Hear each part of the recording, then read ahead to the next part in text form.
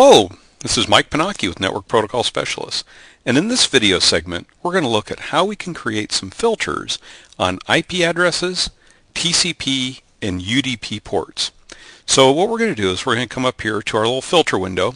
We're going to look at how we can type some of these filters in to quickly filter down on a specific IP address or a specific TCP or UDP port number. So we're going to start with IP address.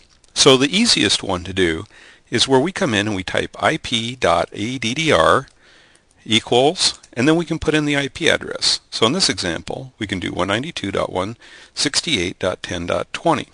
Now, as we've covered in previous segments, when that background turns green, that means we have the filter right. So we'll come over here, we'll click on Apply.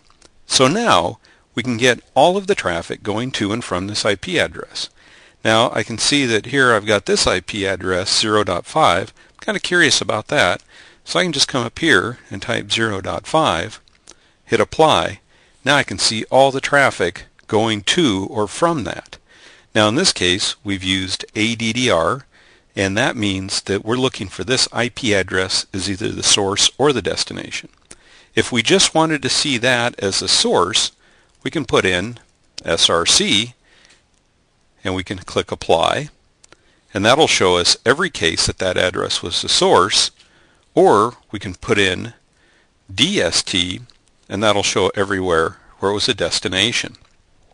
So let's go ahead and clear that, and now we're going to take a look at how we can filter on IP or UDP and TCP port numbers. So here we're going to say TCP.port equal 80. So this is going to show us all our web traffic. So when we hit Apply, this will show us all of our traffic to and from port 80. Now just like with the IP address, we can look at it where it's just the source or just the destination. Now in this case it's a little bit different. We put in SRC in front of port, we click Apply, and this will show us every case where port 80 is the source, or we can put in DST and that'll show us everywhere where it's a destination. Now we can also do the same thing with port 50 or UDP. So in this case we're going to say like port 53. So we're going to say UDP port 53, this would be DNS. We'll say Apply. So here we can see all of our DNS queries. So this is a quick way we could go in if we wanted, see what the DNS queries are.